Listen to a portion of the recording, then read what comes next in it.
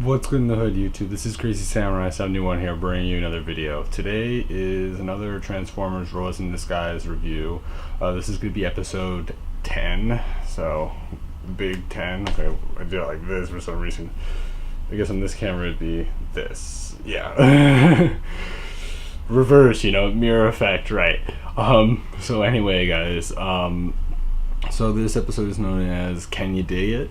So this is a cool episode because we finally get to see something which we haven't seen really, which is, we've seen all these new, all these different Decepticons. We never get to see another, Autobot, and that's kind of, Autobots are cool, and it's like, it'd be nice to have another teammate, you would think. I mean, we've learned a bunch about each of these characters to an extent, and it would be nice to have another member, right? So this is an episode that definitely has that. He's not a permanent team member, but he's definitely there for this episode at least. He apparently might show up in a future episode. We'll see. So the episode starts off with a construction worker finding this cube. Now, right away, when I saw it, I already had an idea of what it was, and I'm gonna hold off on saying it until we get to the point that it's confirmed exactly what it is, which won't take that long. So anyway, there's this construction worker that admires the cube, and then suddenly there's this sinkhole that happens when he's just looking at it, and the sinkhole begins to drag the construction worker down into it. At the same time, a creature comes out, grabs the cube, brings it down into the sinkhole. Fortunately, the construction worker gets saved by his friends, but one of their construction vehicles, probably like a crane-like vehicle, gets stuck inside the sinkhole. Then we see them back at the base where all the Autobots and Rusty are like watching TV and seeing people on motorcycles, and they're thinking about how, oh look, why don't they transform? I'm thinking, well, why is that so? And there's that whole issue. There's also the idea that they don't really know why people kiss, and it's all this stuff. And Sideswipe wants to act like a cool, different person, and so he talks to himself a bunch. And then suddenly we're introduced to the Autobot for the episode, though he appears as this black shadowy figure that people are kind of confused on who he is. This figure that actually ends up attacking Sideswipe is known as Jazz. Now, many people remember him from G1, or just in general remember Jazz. Jazz is a very cool character. I mean, the name in general, Jazz, is pretty cool. So anyway, following this, what happens is that we see him. He looks awesome as ever. Cool look. And Sideswipe, apparently, we find out, really envies Jazz and really thinks that Jazz is like this awesome Autobot, really cool guy. And B knows Jazz. At this point, we know that this obviously was after G1, so it's very clear. And Jazz looks up, and Jazz respects B pretty well. And so we then find out that we then see Jazz and B catching up. B explains how they got to Earth, and apparently Jazz is looking for the Alchemar, which is the prison ship that Fix-It was on, and Fix-It has control over and are right near there. So anyway, what happens is that following this, following this, we see all this happening, and eventually the following day, Jazz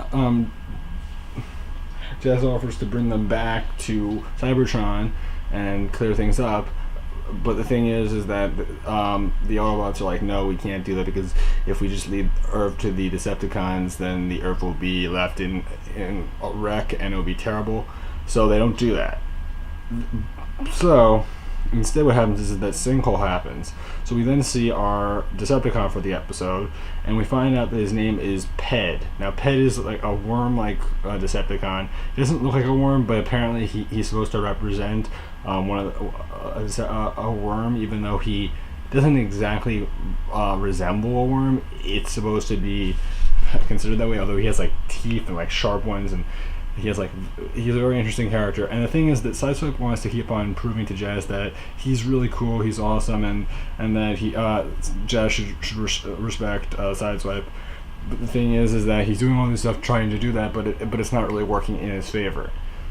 We then find out that the reason why the Decepticon came was not just because, he just wanted to fight the Autobots. No, it apparently was for the reason of those cubes. And if you're wondering, what were the cubes? Well, as many people may have guessed, the cubes that are glowing, they're blue. You may have already guessed it. Those cubes are energon cubes. So yeah, I had a feeling from the very beginning that those were probably energon cubes, but I just wasn't 100% sure. But when they said it, I was like, okay, that makes complete sense. So anyway, we find out. So then, following this, they end up getting into a small fight with him, and the reason why he came was because he wanted to go after the Autobots' energon cubes. Though this was happening, on the other side of things, we then see they then just discuss things about that, and what they realize is that they should then go after Ped. The thing though is that while they're discussing this stuff, Rusty almost gets stuck inside of a sinkhole. Fortunately, each of the Autobots come to his rescue, including Jazz. But then we then see that.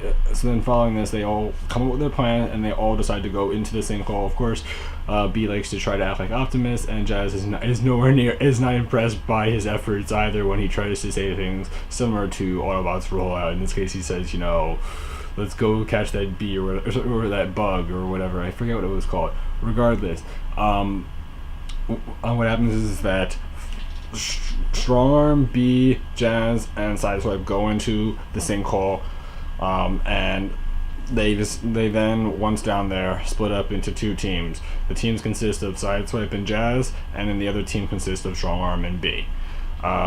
B is not necessarily all that confident that Jazz and Sideswipe will work together very well, but Jazz is perfectly cool with it and says, no big deal, we'll work it out. So you may think, well, isn't it not the best idea with these tunnels for them to separate? In this case, it's actually pretty useful. So what happens is that Strongarm and B end up going down a tunnel, and they're apparently under the city. And what happens is that we see that apparently they went the path that leads towards where Ped was digging. And Ped, of course, is looking for the energon cube. So we eventually see that Ped's digging into a certain area, which is near a construction site, which has the ground kind of opened already. And he's been digging so much that the land above is going to fall and collapse down upon them. So Strongarm and B have to hold up and support the land above and try their best to protect the buildings from above so that they don't fall. In the meantime, what happens is that Ped is causing trouble. Ped almost causes more buildings to fall, and it's a huge issue. On the other hand, we find out that Sideswipe and Jazz found the stash of where all of Ped's energon cubes have been. They then communicate with one another, and then following this, we find out that we then get to hear what Ped's voice sounds like, which is extremely nerdy, extremely goofy. So anyway, following this, we get to see we then get to see them talking to each other, and then suddenly Ped comes to go find the other Autobots. In the meantime, what happens is that we get to see Ped has a vehicle more resembling like a massive eight-wheeler truck or a 10-wheeler truck or something like that, and he comes to fight them. We find out that apparently Ped's plan is to basically get all the energon cubes, as many as he can, and then once he has plenty of energon cubes, he wants to then sell them to all sorts of Decepticons and make tons and tons of money and rule the world in energon, which is an interesting plan. There's a fight sequence that happens with Jazz and Sideswipe and Ped, and eventually what happens is that Ped makes off with his energon cubes when eventually Jazz ends up resulting in a rock slide occurring to get them into a fighting situation. Eventually, they all return back to the surface, and Jazz tries to explain to Sideswipe that he doesn't need to try so hard because as long as he's on B's team, he knows that he's cool, he knows that he's a good guy.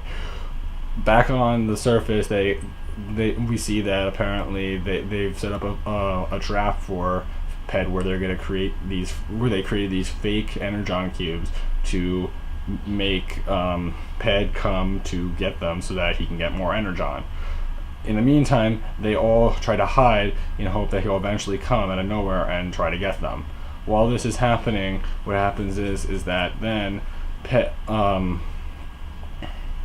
eventually Ped sets up a trap where the Autobots all fall from where they are down to a sinkhole, and in the meantime Ped's able to get the energon cubes. Pretty smart trick, so that there's no way that they can defend themselves. At the same time, the humans, Rusty and Danny, are separated from them, so they end up trying to do some stuff like that, and eventually Danny gets away, and then Danny gets to use a crane to beat up Ped. Eventually though, Sideswipe tries to be smart and tries to act like himself, and does some tricks and flips off of each of the Autobots out of the sinkhole, and they even try to stand on top of each other and try to climb out of it. Doesn't work very well, but Sideswipe tries to do this. Sideswipe eventually jumps out of it. When Sideswipe jumps out of the sinkhole, he explains to Danny what he should do in regard to like saving the other Autobots. Sideswipe ends up fighting Ped, and in the meantime they end up using the crane-like vehicle that they used on Ped, in this case, to fix its head, to then grab B and Jazz. The thing is that Strongarm and Grimlock are too big, so they end up being rescued towards the end of the episode. So then what happens is that Jazz and Sideswipe and Ped get into a fight again. This time they end up fighting inside of a status pod, which is a massive one because Ped's huge. So what happens is that they fight inside of the status pod, and eventually they win, and they manage to knock him out with the crane, and he gets captured. And then following this, we find out that Jazz is going to clear up the issues back at the council, and in the meantime, while that's happening, he'll eventually come back, and we then get to see Danny rescuing Strongarm and Grimlock. Although Grimlock, we don't actually get to see him rescued, we get to see Strongarm rescued, but like Grimlock's like said to be rescued, but like, it's like, hey, Grimlock down here, it's like, you gonna rescue me or something? I mean, Dinobot down here, come on. So anyway, what happens is that they joke around a little bit, and Sideswipe basically considers Jazz a role model, and so the episode ends off there, and where Jazz goes off towards Cybertron to clear things up, and eventually he says he will come back, which could be cool. So anyway, guys, that's about it for this episode. It's a very cool episode. I personally love what they're doing with this. I know this is a shorter review. I was able to condense it, I guess, so that's good. I mean, I made I kind of cut things up a little bit closer this time rather than what I normally do, where I extend things out a little bit longer. But regardless, anyway, guys, this has been a really cool episode. Looking forward to the next couple episodes. There's only 3 more for the first season, and eventually they'll come back in Japan, which I might start reviewing them when Japan starts getting the newer episodes, or I might wait till America gets them. We'll see. But anyway, guys, I hope you enjoyed this review, and I will see you guys in whatever video I make next. Please leave your comments below. The question time will probably be something in regard to what other characters do you hope to see in the show.